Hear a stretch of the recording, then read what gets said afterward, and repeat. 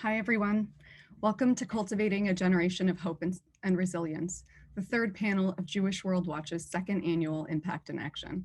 I'm Serena Oberstein, Executive Director of Jewish World Watch, an anti-genocide and mass atrocities nonprofit based in Los Angeles.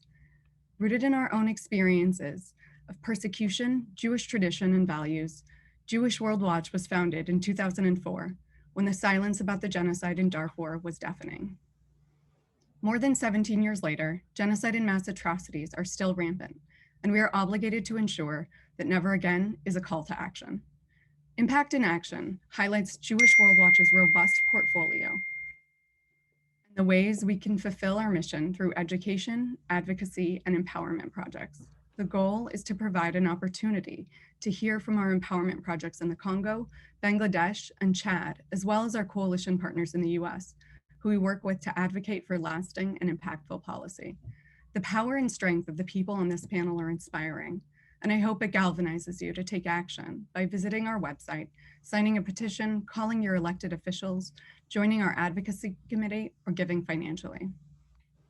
So often at Jewish World Watch, people want to know tangibly what it means to combat genocide and mass atrocities, mitigate the aftermath, and allay recidivism. I hope that this conversation with several of our partners and some outside experts will give you an aperture into that work.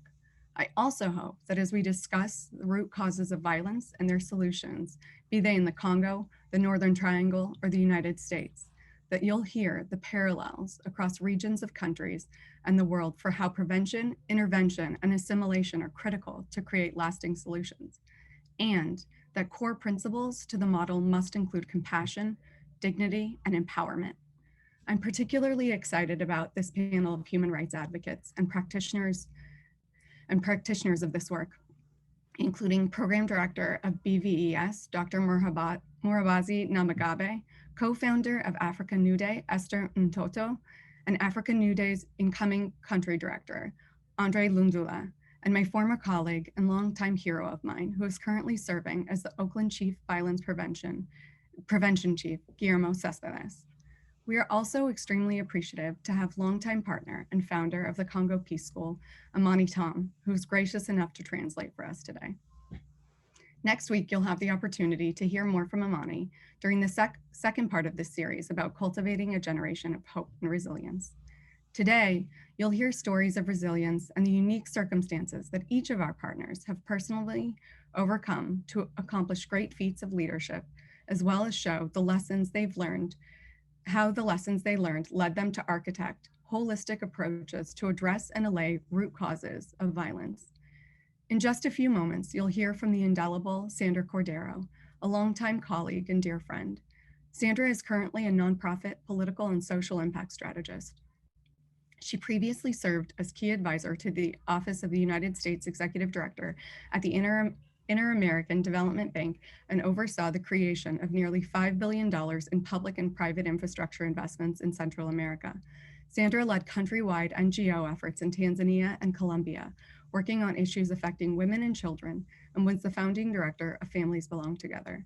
She also has worked with the Obama administrations on domestic issues of disenfranchisement, like voting rights and anti-recidivism. I can think of no better person to lead this conversation. Thank you again for being here and for holding up the world together. Thank you, everyone. And thank you, Serena, for that very kind introduction. I'm very honored to be here today and really learn so much from these incredible experts and learn the ties of the work that's being done across the world and how there are so many threads that tie us all together in our humanity, in our pain, and the way that we can elevate each other in our joy and in our struggles. So thank you very much for joining us today and for having me. As Serena said, we are here to learn from each other and from the experiences of these experts that have worked for many, many years empowering youth and really dealing with the traumas and the prevention of mass violence, and really looking at the root causes of that violence and how it can be intervened before it even goes into action. And then when those traumas have occurred and that mass violence has occurred, how we can mitigate the effects and really bring these people back into society and make them really active and participating and joyful members of our society, rather than focusing on carceral options and options of state violence to prosecute these youth that are often simply lost without any other option and have to join a movement or identify themselves as part of a gang, or perhaps as soldiers or other movements for their survival, really. So we want to talk about that and how we can all tie it together. And oftentimes, I think for folks in our audience, we see these stories on the news and in the newspaper, and we're so moved, but I know that I'm personally overwhelmed. And I see these stories happening tens of thousands of miles away, and then in my own backyard here in Los Angeles. And I really want to understand how I can be active and how I can do my part to help these communities that have so many things in common, and really how these things that happen so far away are also happening here. So that's really what we hope to do in our conversation today. So thank you all again. And so with that, I want to introduce our incredible panelists. We have Dr. Esther Jojo, founder of Un Jeu Nouveau, Africa New Day, specifically the Sons of Congo, an organization combating toxic masculinity and providing holistic services in the Congo. We also have Andre Lundula, who has worked with Un Jeu Nouveau and Africa New Day for 16 years and is the incoming country director. He mentors, coaches, and teaches leadership skills to those that Africa New Day serves. And prior to this role, he served for many years as a coordinator of Generation Hope, which was another program that Jewish World Watch has been supporting. We also have Guillermo Cespedes. Guillermo is a violence prevention and intervention expert with over 4 decades of experience at the community, municipal, national, and international level here in Los Angeles and Oakland and in the Northern Triangle and in Northern Africa as well. And we have Dr. Mugabe, who is the founder and CEO of BVS, which negotiates child soldiers and sex slaves out of captivity and then helps to re-assimilate them into the Congo and into society in general. And Amani Tom, who is the founding director of Action Kivu and the co-founder and executive director of ABFEC, a local Congolese organization which works with Action Kivu as well. And so thank you all for being here. So my first question to you is, can you tell us a little bit about your work? Can we start with Dr. Mugabe, please? Can you tell us a little bit about your work, and then also what you feel are the root causes of why you have to do your work? Because ideally, I think all of us that do this kind of work would like to not do it, right? We'd like to create a world and live in a world where our jobs aren't necessary, where everyone feels like they have enough and there is abundance for everyone, that we don't have these issues of scarcity and violence and a lack of assimilation. So if you could please talk about a little bit about the root causes of your work in the Congo and what you do specifically.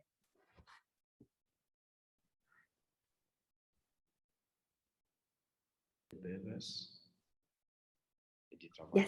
we can hear you.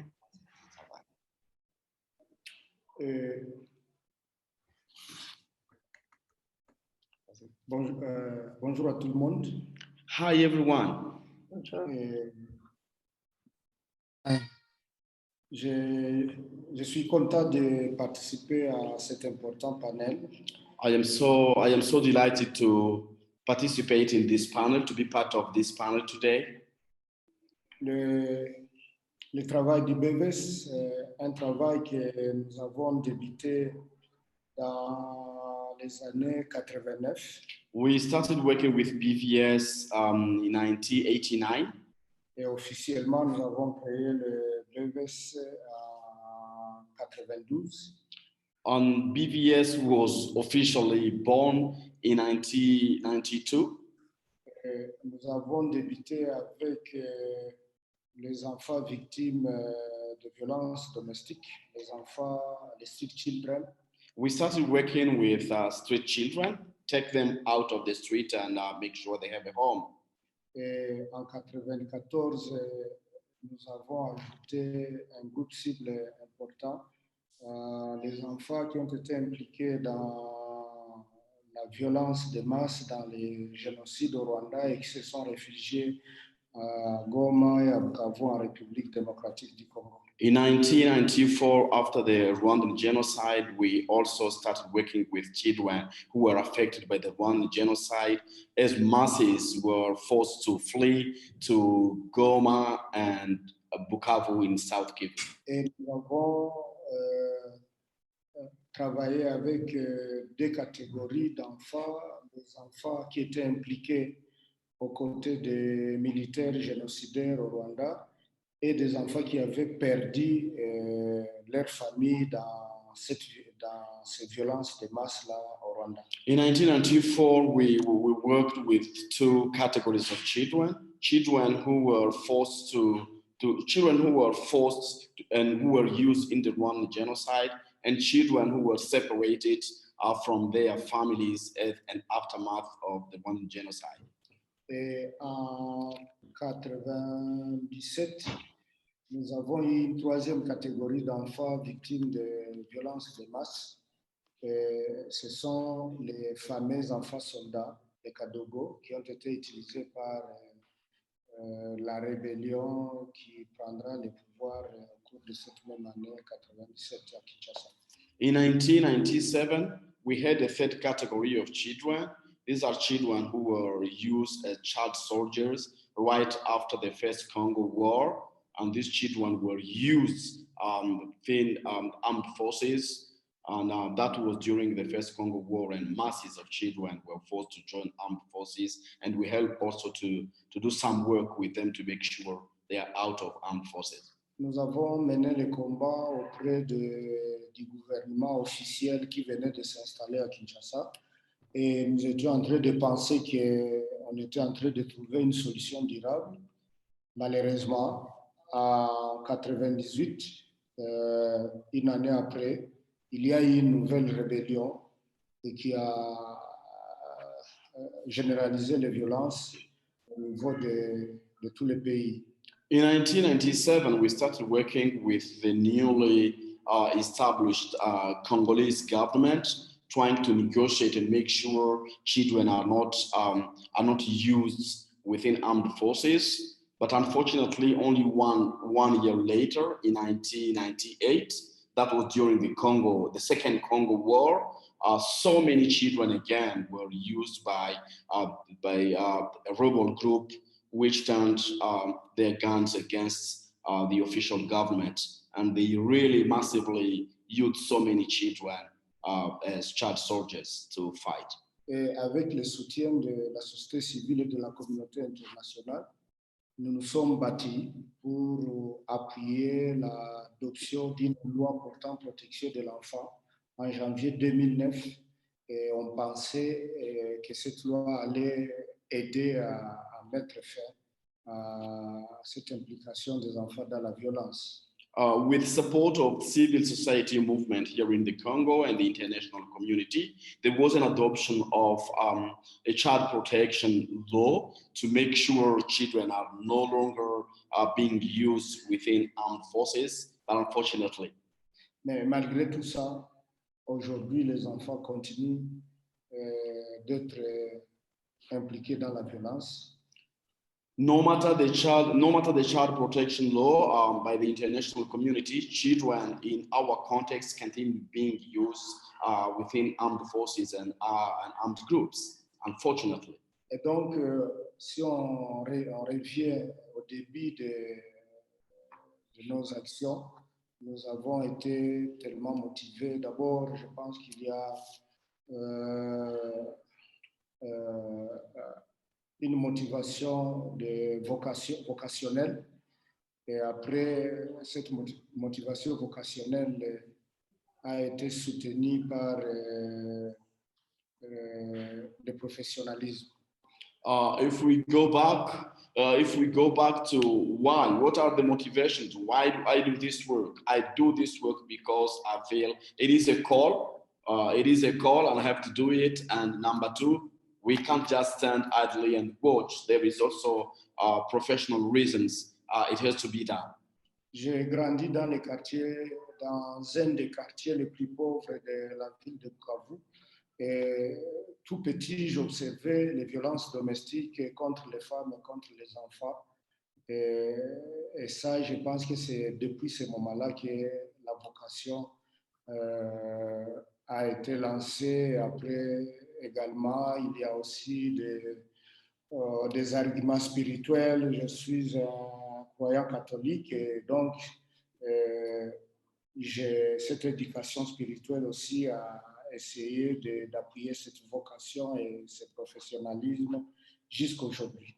I grew up in one of the poorest neighborhoods here in Bukavu, where I was experiencing firsthand as I was growing up, violence against women and violence against children.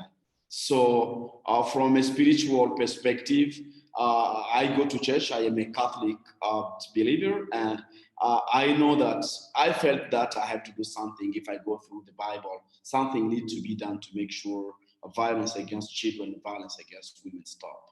En bref, au cours je dirais, de ces 3 décennies, nous avons mis en place des programmes de prévention de la violence impliquant les enfants. Nous avons mis en place des programmes de plaidoyer auprès des autorités officielles et des rebelles. Et après, nous avons mis en place des programmes d'accompagnement psychosocial des victimes jusqu'à leur intégration en famille et en communauté, appuyant les projets de réhabilitation socio-économique. So overall, over the past 3 decades, we have implemented violence prevention programs against children. We have an advocacy program with the government, but also with rebel groups to make sure they understand that children have to be released from armed forces and armed groups. But also we have the psychosocial component working for the healing of these children and make sure when they are reintegrated in their communities, they can continue the healing process. That's what I have been up to over the past 3 decades. Et grâce au Thank you. soutien, I'm sorry. Thank you, Dr. Bugami. We want to make sure that we have time for everyone else as well. We really appreciate your amazing work and all of the accomplishments that you have. Guillermo, I'd like to pose the same question to you and also to the rest of our panelists. Guillermo, can you tell us a little bit about what your work entails and what you feel is the cause of this work? So why do we have to have violence intervention for youth here in the United States and in all the other regions where you've worked? Thank you, and thank you to all the panelists. My work, I'll start with, I think we all know that there are external root causes to violence and to youth in particular becoming involved in potential violence. And those are, external factors like structural racism, lack of educational opportunities, poor access to healthcare, high rates of unemployment, the fragmentation of policies that have fragmented Black and Brown families throughout the world. We know externally that those are factors that create violence. What we haven't known so much is why is it that 2 youth from the same neighborhood, same conditions will become involved in violence versus someone else that won't? So for the last 4 decades, I've been exploring both locally, nationally, and internationally that question, not as a research question, but as a practice question. What does that mean? That we know now today that between ages 10 to 15 years of age, some youth have more of an inclination to be a part of a group. When I was growing up, the literacy campaign in my home country of Cuba was primarily staffed by youth within that age range. So we do know that there are some youth that are more prone to want to become a part of a group, and that group does not need to be a criminal group. So there's the external factors, and then there's the way that we have misinterpreted that desire to be a part of the group. So a quick example, LA has 450 documented gangs. Not one of those gangs started out as a criminal enterprise. So they became criminalized by the state over time. So we don't think of street gangs as politically motivated, but they've been part of a political process of just criminalizing youth groups. Serena mentioned at the introduction MS-13 in the Northern Triangle. Well, MS-13 did not start as a criminal organization. So most of my work has focused on the following. First of all, eliminating the stereotypes about gangs. Youth need to be part of a group. Some youth have more of a necessity to be a part of a group than others. Two, that I think we're aware of how we fragmented communities, but less aware of how we have fragmented families. So most of my work has been focused on working with youth individually, with families, and then with marginalized communities. Not just in relation to gangs, but in relation to what we now call extremist groups. So the same work that we did in LA in identifying who was most at risk of becoming involved in a gang, we did in North Africa, in Tunisia in particular, identifying who was most at risk of joining an extremist group. So my work basically is based on the intersection between external risk factors and protective factors and internal risk factors. I'm not a researcher. I'm a direct practitioner, but direct practice has to be informed by data. So I work with data a lot. And the last 6 years, I've been working in Central America, the Eastern Caribbean, Tunisia, and then now back to the United States, basically following the same principles. So why I do this work, I think we all have personal reasons for it. And that's a very personal issue. For me, I think I have an ancestral mandate to do the work that my elders did. I come from a family of advocates and activists, and I think that I'm not even sure that I chose this work. I think it chose me, and I feel very fortunate to be in this field. So I think we all have personal reasons. I too grew up in, dirt poor conditions and lived in the most difficult parts of the United States. But I think at the end of the day, some of us have to respond to the people whose shoulders we stand. And in my case, I feel those are my elders, the people that have done this work for multiple generations. So that's the motivation. That's the work that I'm doing. Right now, I am very much involved at a national level in the decriminalization of youth, because there is a perception that youth violence, that youth across the United States are committing the majority of the violence. The data suggests that that is not the case. So a quick example, in Oakland, the average age of a homicide victim and the shooter is 30 years of age.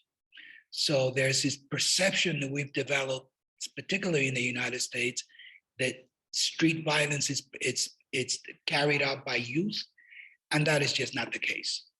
So I'm very involved in decriminalizing youth and using data to combat this idea that in every poor neighborhood, every youth is going to become a gang member.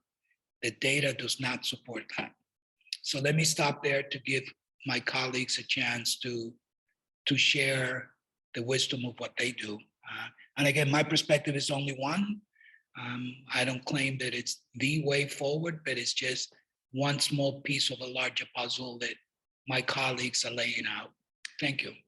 Thank you, Guillermo, and thank you for all of your incredible work.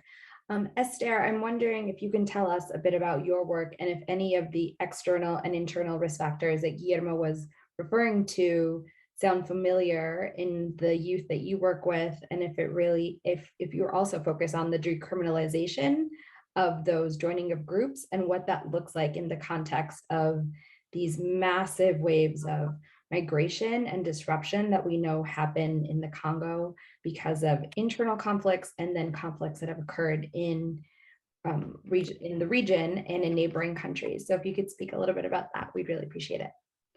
Yeah, thank you so much. You know, for us, as my other colleague said, it's, I think we have a problem of model.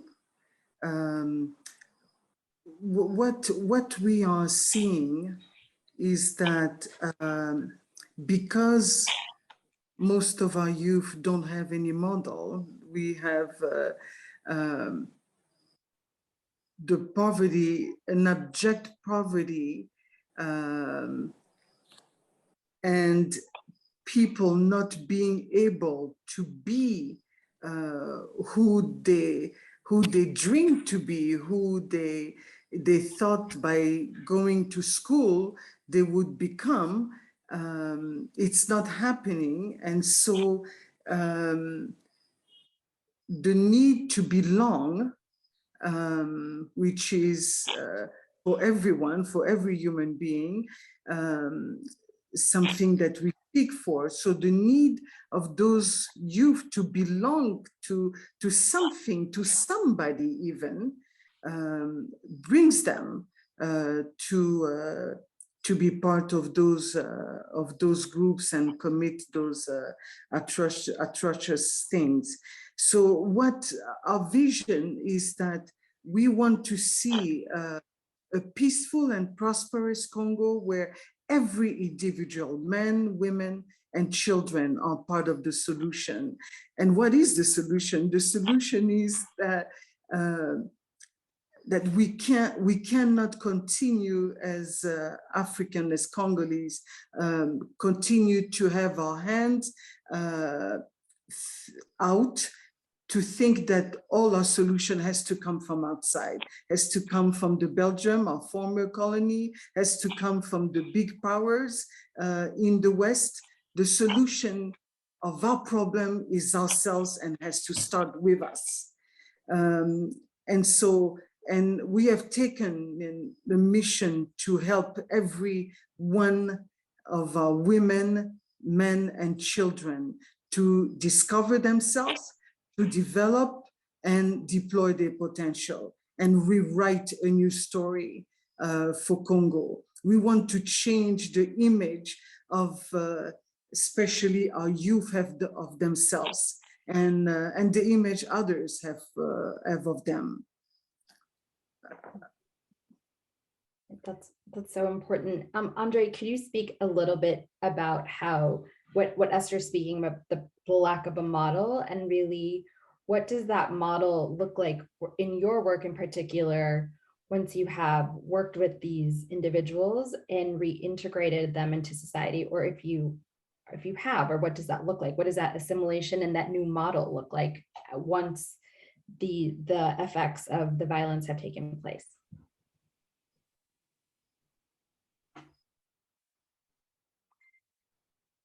Did we lose Andre? Yeah, so as I said, my internet is unstable sometimes. I don't catch you. Okay, so let me just be practical about what Mama said. The lack of model, and I will just give my story. You know, when I was just 2 months, my parents divorced, and it was really hard. You know, 2 months, and I've never seen my father. It means that I was just growing without a model.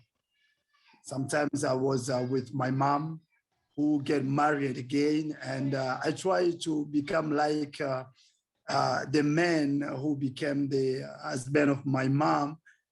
And so few just years after, he traveled and he went away, and he divorced also with my mom. And it was very hard for me because sometimes when I had difficult with my mom, she used to just abuse me, saying that you a snake and you will die like your dad. And it was very hard for me to say, hey, so you are just asking me to to become a man that I've never seen. You are the one who's seen this man. I've never seen him. And I grew with just this image. And sometimes I was just saying, okay, it's me that my future will depend to my just surrounding. It will depend to the people and what I will just be seeing around me. And that was really a mistake on myself, you know, because I was just supposed to have a model and see who I am supposed to be in the next time. You know, since when I met with Pastor Camille and Mama Esther, and as I said, I'm with them since they are in Congo. Then I was just seeing something different because the first day when we met with Pastor Camille, when we were just talking, he saw me and he said, you know, Andre, I see in you a leader. Yeah. Yeah. And I was really, hey, I cannot imagine that because, you know, I was abandoned by my father, and I was like someone I didn't have love from people. You said that I will be a leader, and Pastor Camille at the time, he was just coming from US. I said, hey, see this man from US saying that I can be a leader. And I think since that day, I started to think differently. And as I was just living with them, I was just seeing differently and see that, hey, it's possible. And then we started a program with Generation Hope program. And I started with 24 children. And after years, I saw how my influence grow. And after, I can say 3 years, I had around me 250 children. And I started to believe. Imagine 10 years after, I can so it was really impossible because I was saying, hey, my mom said that I will die like my dad. I'm a snake like my dad, you know? And I was just growing with this, knowing that I'm nothing. I think that having the model, that's the big problem of Africa. Just to have, hey, I'm with my son, I'm sorry. We love to hear the future leaders of Africa and the world. Yeah. So, it's really the thing that Africa need, especially Congo need, just to show people who they are. And that's why our mission is just to help people to know, first to know what they are. Because we can give things to people. You can give them materials. If they don't know who they are, they will not use them, you know. That's the first thing. And then we equip them, we empower them so that to develop what they have. And when I say, I talk about it, I don't just see the children, I see men, I see women. Because for my case, the one who abused my life, it was my dad. And that's why I try to become a good dad for my family and for my children, because I know that that's the basic. That's the basic. And also, after this, we help them to know that they are able to deploy what they are, because you know, with all the problem we have here, I think in this maybe another question when you ask about what the root cause of the violence in Congo, I will tell you that wars is the first thing that destroyed this country and put many people, even children, to the group of the army groups, you know, and destroyed many potentials and many lives. So that's what I can say about being the model. And so we need the model. Well, thank you so much for that. And we love the enthusiasm that we hear from our small panelists. I saw a lot of nodding and agreeing. And so I know that a lot of these themes are resonating with all of you. It sounds like from what we're hearing from you that a lot of these are large root causes, such as state violence, and which leads to lack of resources or lack of equity in resources and opportunity. And then there's a lot of personal causes, right? Because those exterior causes and risk factors lead to internal disruption within families and systems and communities. And that really doesn't allow for these children or these youth to really, like you all said, be who they are and be the leaders that they can be.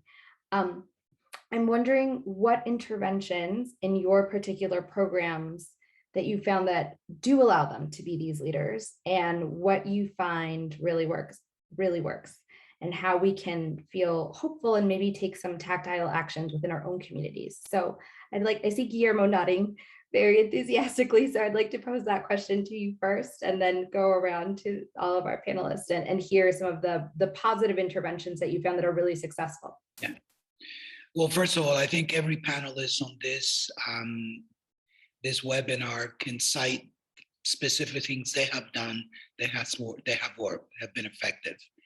Most of my work has been focused on the following. One is that I think at a particular point, we have undermined the ability of whatever that little nucleus that we call family, whatever that looks like, whether it's headed by a grandmother, an uncle, whatever it looks like, we have undermined or we have underestimated the ability of those groups to protect the children from the outside influences. So most of my work has been focused on both strengthening communities, but also strengthening families as a viable part of building community. I think in my field, we have tended to work with individual youth, work with communities, but without meaning to fragment families. So in the United States, that's been the case with aid to families with dependent children, child protective services, all of these systems that were put in place for good reasons, but have had the negative side effect of weakening families. So most of my work has been based on two things. One, strengthening communities so that communities can be more resilient and nurture what everybody has mentioned, which is that sense of belonging, which we all have a need to be a part of. And that doesn't need to come exclusively through social services programs. The arts can be a vehicle for developing more belonging. So strengthening community systems that can create more of a sense of belonging, and in strengthening families to really implement very simple solutions that are protective at two levels. One, protecting its members from the immediate violence, but also really fostering this idea that one of my colleagues talked about, which is knowing who you are. There's lots of research that shows that the more you know about who you are, what your history is, what your ancestral history is, the less likely you are to get pulled into somebody else's agenda. So this notion of fostering belonging has been a big theme in my upbringing, my career as a helper, and then the work and the research that we've done throughout the world. So what works? Strengthening communities, strengthening sense of belonging, strengthening family structures, not to blame them for the problem, but to recognize that whatever that little tribe looks like, it has medicine, it has the ability to protect its members. So I would say that's, and then of course, measuring whether we're going in the right direction or not. I don't want to take up too much time, but because I think all of my colleagues have examples of what works, but for me, my career has been built on those two areas: building communities, building families, and measuring. Are we is what we're doing working, or is it creating negative side effects? Yeah, thank you. Dr. Nawagabe, I'm wondering if you could tell us a bit about what you found that has been effective or what has been most effective in your work, and how some of your work has also contributed to the sense of belonging and integration in the larger community and in individual families.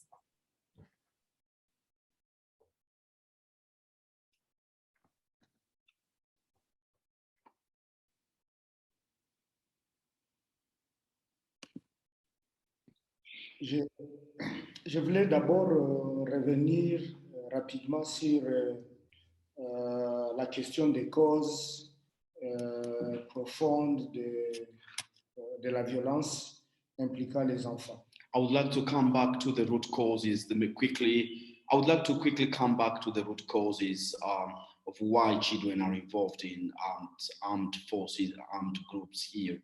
Les amis de Un jour nouveau ont parlé de modèles pour les enfants et pour les jeunes. My colleague at Un Jour Nouveau talked about the lack of model for these children.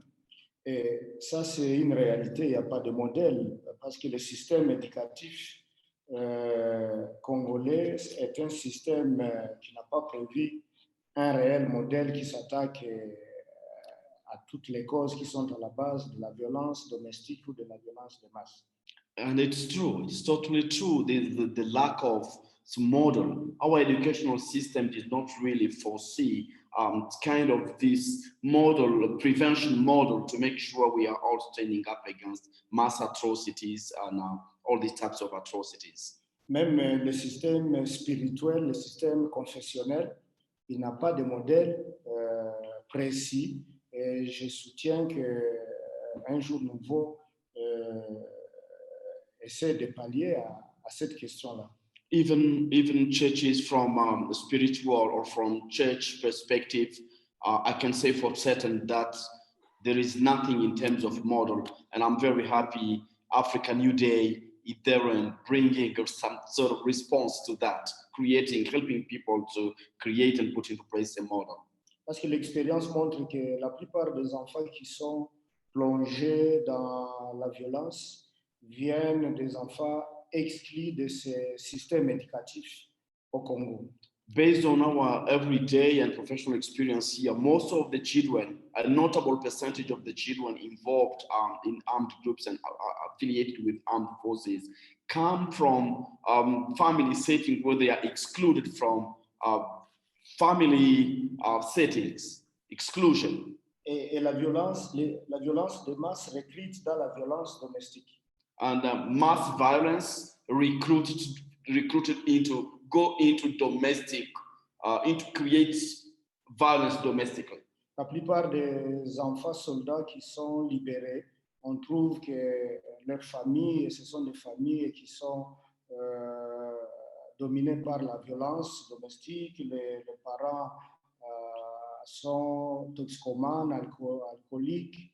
Et il y a des conflits entre les parents et après, lorsqu'on arrive dans la violence de masse, on trouve que les revendications sont sur base des injustices sociales qui sont généralisées parce que le gouvernement n'a pas fait attention à ça. And most of the children we have taken out from armed groups, and when we facilitated the family mediation when they go back home, when we try to go deeper and understand the family setting in which they really function, we find out that there is, it is related to violence at home. When there is violence in the family setting, it ends up making sure that separation of children can go out and be affiliated with armed forces, armed groups. Et donc, nous avons eu des résultats très intéressants au niveau de l'accompagnement des communautés d'où viennent les enfants. Working with communities where children mostly come from. C'est un programme très important. Il est question de travailler avec les confessions religieuses, les responsables scolaires, les associations de femmes, les associations de jeunes, pour essayer d'aborder les causes qui sont à la base de la violence et les questions de valeurs sociales et morales. We very much try to focus and orientate our work, working with the churches, religious leaders, work with local leaders at community level, the youth leaders, and try to understand together the root causes so as we can stand up against them all together. Nous avons trouvé également que lorsqu'on s'asseyait comme à l'école avec les officiers supérieurs de l'armée, et qu'on a réussi à limiter la violence au niveau de l'armée officielle sur les enfants.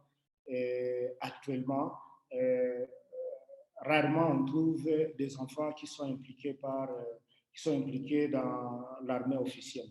Working with military officers, trying to involve them in the fight against enrollment of children in armed forces and armed groups has been very efficient when they understand, when they really understand the consequences, the negative consequences of using the children, and then we ask them to join our movement, join our campaign to stop using children, and that has been successful, involving military officers in our campaign.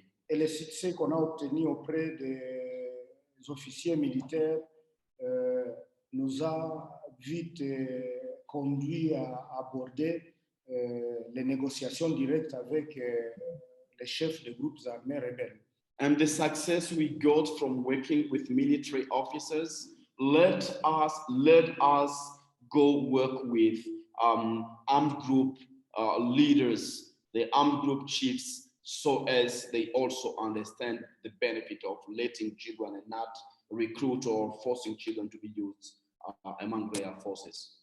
Nous avons également Esther, I'm so sorry, Esther. I see you nodding very vigorously, and it sounds like there's a lot of tie-in in your works, particularly around toxic masculinity and the root cause and those root causes within family systems and within these greater systems, such as the military, that really call for men to act within a certain paradigm or follow a certain model that is not a holistic leadership model and is not a community-based model. So I'd love if you could tell us a little bit about that and really some of the interventions that you found that are successful. Oh, and it seems like you might be muted a little bit. Sorry. That's okay. I think, well, we use a curriculum. We use different curriculum with our masculinity, with our men and youth program. You know, I never thought in my life coming here in the eastern part of Congo, knowing that, you know, 3 out of 5 women were raped every day, that we could find a way out of this by putting together programs, a curriculum with that we call a journey to transformation, that lessons in a book where people gather in small group twice a week or even once a week for several months will bring transformation in the life of people who have raped, of people who have committed atrocious crime, that through you know, a detailed journey with other men in a small group will bring a change. And I'm still marvel with that. I had to sit myself in some of those meetings because I could not believe that really men, violent men, if you were to give them a chance to be together and listen to the truth, listen to what they needed inside their heart, because those lessons that they go through is like men are made in the image of God, so are women. many of them didn't think that women were even made were made in the image of God. And lesson like the wounded heart of man, they have to go and realize that even in the motherhood, the mother womb, something happened to them that caused them to be who they are today. And when they go through all these lessons of truth that hit them, we see something beginning in them. And so just creating a space with other men like them, and where they feel safe to be just who they are, and have a chance to open their heart and be listened to, and be taught, can really bring a change. And we've seen it. Matter of fact, we are over 42,000 men going through our program the past 10 years. So those small groups are very powerful. And after they go through that small group, they become leaders of another small group. So they are empowered to see that they can bring something positive in other men like them, young or older. So that's what has been our success with our program, with our youth, and also older men. That's so beautiful and incredibly powerful and incredibly human, right? Because I think, like we said at the beginning, these problems seem so huge, and it really comes down to an individual and finding out what moves that person and what story they've been told about who they are and who they can be. And it takes an entire community to really build the roots of who they are in their heart, right? And who they can be in their heart. And with that, I'd like to ask Andre, I know you've been a partner of Jewish World Watch for a long time, and it's a large community that takes a large community to do this work locally, internationally, and here in Los Angeles, and affecting the work in the Congo. So if you could speak a little bit to how Jewish World Watch and this community has been helpful in the work that you've done and the work that you're going to move into shortly. Thank you. As I said, Jewish World Watch is one of the big partners of the work we do here, because as Mama Esther said, our goal is just to challenge our beneficiaries, help them to bring solutions that they have on their table. I remember the first time when Jewish World Watch came, we had about 50 children who wanted to go to school, and it was not possible for us because we didn't have funds. And Jewish World said, okay, we will take the 50 children. And then 2 years later, they came to visit the center, and they saw that we have 250 children. And they said, why we sponsored only 50 children? We said, okay, so with the 200 more just here, they come just at our after school program. It was the leadership trainings and the mentorship that I run at Anjou Nouveau. And they said, no, we cannot let these 200 other children just stay without going to school. So we take all of them, That was really, really a big, I can say, big step for the program. And now some of the 250 children, now they are now entrepreneurs. They have their enterprise, and some of them, they have finished their school. They are now in the college. Some of them, they are really, we work with them at the Anjou Nouveau. They are now staff at the Anjou Nouveau. How these funds bring really a big change in a different way you cannot imagine. even the small group that Mama Esther said, we have some of this small group that becomes organizations right now, and they employ 5 or 4 other people. And it was really a big step from that Jewish World Watch helped us to do. And also, if I take the men program, the 40,000 men that we reached right now is because of Jewish World Watch. Can say the biggest partner that we had in this program is Jewish World Watch, you know.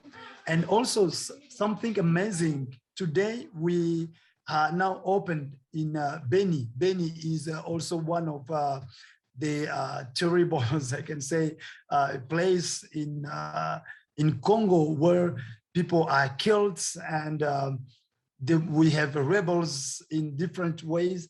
And we opened the office there. It's because Jewish World Watch said, hey, we will help you to have un Jeune Nouveau in Beni. So Jewish World Watch did amazing thing in our work, and the contribution of Jewish World Watch is really big. Yeah, That's that's what I can say. Yeah, that's really incredible. Dr. Mugabe, how have you worked with Jewish World Watch, and how have they supported your work in particular?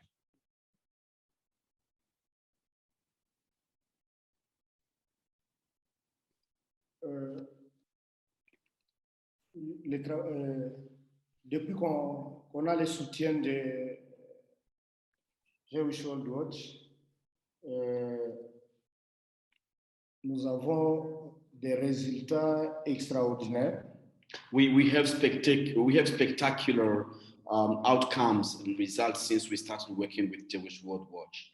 Parce que d'abord, comme vous le savez, nous sommes dans un pays où on n'a pas de subvention de l'État pour faire le travail extraordinaire de la prévention jusqu'à la réintégration socio-économique. We have no support from the government. We work in a country, in a context where there is no support from the government to do prevention, mass atrocity or violence preventions. So we survive and work with support from our partners. Le soutien nous a permis à améliorer notre travail d'observation et d'accompagnement des communautés touchées par les violences de masse. With the support of Jewish World Watch, we have been able to widen our geographic area of responsibility, trying to reach more people. Et ça nous permet également d'améliorer nos stratégies de sensibilisation et de négociation inconditionnelle de la libération des enfants, filles et garçons par les groupes armés. With Jewish World Watch support at BVS, we have increased our capacities of negotiating and make sure girls and boys or children are freed from armed groups and armed forces. Et chaque année, on a plusieurs milliers d'enfants, soldats, filles et garçons qui sont libérés. Et au niveau du pays, il n'y a pas des infrastructures officielles d'accueil. Et donc, le soutien aussi de Jewish World Watch nous a permis de créer et d'améliorer les infrastructures d'accueil et de réhabilitation de ces ex-enfants soldats. With our partnership with Jewish World Watch, we have been able to build an amazing rehabilitation center where we welcome children, both girls and boys who are liberated from armed forces and armed groups. So, je propose que au prochain panel, qu'on puisse avoir le temps de projeter des réalisations extraordinaires pour que les autres panélistes puissent comprendre la nature du travail qui est soutenu activement par Jewish World Watch. I wish next time we were able to do a presentation and share these amazing results and how Jewish World Watch has impacted the work we are doing here on the ground. Et l'impact indirect du soutien de Jewish World Watch est que BVS, dans le domaine de la protection des enfants affectés par les conflits armés, est devenue une organisation leader en République démocratique du Congo et dans la sous-région des Grands Lacs africains, Rwanda, Uganda, Burundi. With support of Jewish World Watch, we have really increased our capacities of reaching out, and consequently, BVS, our organization, we are proud to say today, we are the lead of organization working in child protection with focus on child soldiers in DRC and in the African Great Lakes region. That's incredible. Guillermo, I know that you don't work directly with Jewish World Watch, but I'm wondering, a lot of our viewers today are based here in Los Angeles and around the country. And so how can they support your work, or what can they do to intervene in their local communities, and if they feel so moved to intervene with local youth movements? Well, I think you're already supporting my work through this particular panel. So I don't think of my work as separate from this panel. I think that the fact that I do not work directly with funding from Jewish World Watch does not mean that my work is not being supported. A couple of things I would like to put on the table, which I think is really, really important as the work of this panel moves forward. One, that historically, this issue of addressing gender-based violence has come up several times. Historically, gender-based violence and gang violence have been funded by different sources. Mm-hmm. So it's given us this impression that they live separately, that they're not connected. The fact is that they are. And all the data shows that it's the same. When you have gang activity, you do have gender-based violence activity, in particular, intimate partner violence, maybe also sex trafficking, but for sure, intimate partner violence. So as the work of Jewish World Watch moved forward, I think one way of supporting the work that I do is to make sure those two things are not separated. Gang violence and gender-based violence are completely tied together. Just because they have separate funding sources does not mean that they exist separately.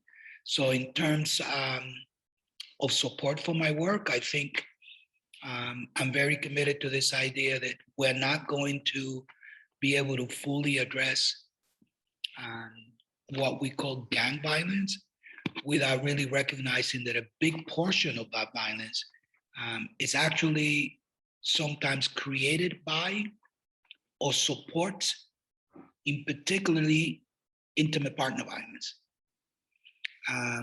So really important, I was really moved by the work of the curriculum to address male pain, because we do know that hurt people, and that men that are, that are abusers are generally men that have been abused. So this is not giving anybody a pass. It is saying that we really need to address the entire picture. So while my work has been focused primarily on what we call gangs, I am putting on the table that for the last 10 years or so, it's become clear to me that we're not going to get a full hold on the gang violence situation without addressing gender-based violence. Both intimate partner violence and then the commercial sexual exploitation associated with that. So I don't get direct funding, but it doesn't mean that in order for my work to be advanced, it has to be through funding. So anyway, thank you for allowing me to join this group this morning. Thank you so much for joining and for sharing all of your knowledge, everyone. We're running a little bit over time, but that's to be expected, because you have such incredible wisdom to share with us and such beautiful work and stories.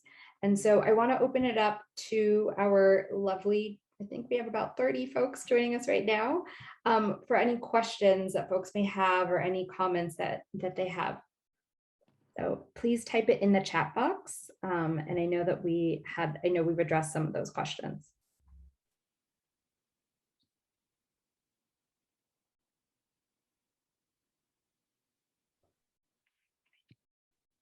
Okay.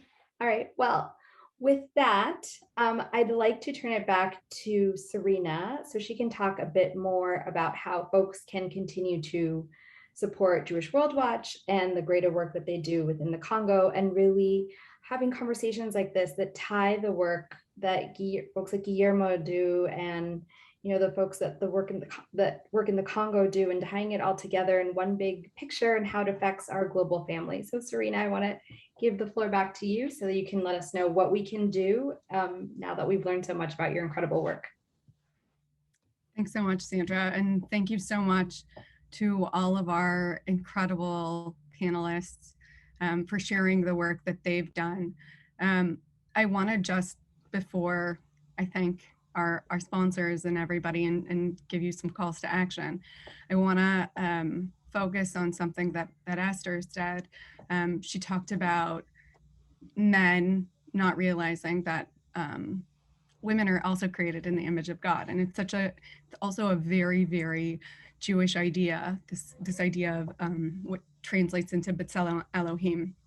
And I want to share a conversation I had briefly with a rabbi who said, if you want to know what God looks like, look in the mirror and then look at the person sitting next to you, right? That the whatever we call it, the universal energy, the thing that binds us all starts with recognizing the goodness in one another.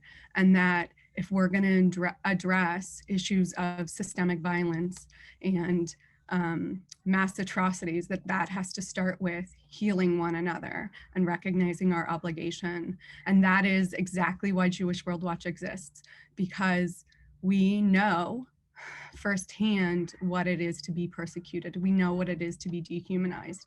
And we want to make sure that we fulfill our obligation to make sure that we rehumanize, that we address our trauma first and the trauma of others. And so, again, I just want to thank everybody for being a part of this conversation. It's the first of two. So please join us next week, November 14th at 10 a.m. Amani Tom, who was our incredible translator today, you'll get to hear a lot more from him and the partnership that we've had for the last 12 years with the Congo Peace School, building on how he cultivates generations of hope and resilience. And so if you are so compelled to take action right now, I would ask you, one, to go and sign up for that panel. Two, we have, you can go on our website, jww.org, and look at the work of BVES, look at the work of Africa New Day, and support it, right? The reason that Jewish World Watch can support them is because of our generous supporters. So we need your help and capacity so that we can further their work as well. Go on and join one of our district advocacy teams and advocate to your elected officials for whether it's national or international, that we need to ensure that we're ending mass atrocities, that we're not perpetuating violence and hateful actions. And you know, finally, this Tuesday, this is not connected to the panel today, but of course, you know, our work generally is connected. We're working with several partners, several diaspora communities that are dealing with mass atrocities and genocides. And so this Tuesday, the anniversary of Kristallnacht, there's going to be a Uyghur Day of Action at the Chinese Embassy. So go on our website, sign up for that, support this work. And I just want to say thank you so much for spending your Sunday mornings and your Sunday evenings with us. Have a wonderful rest of your day and your evening.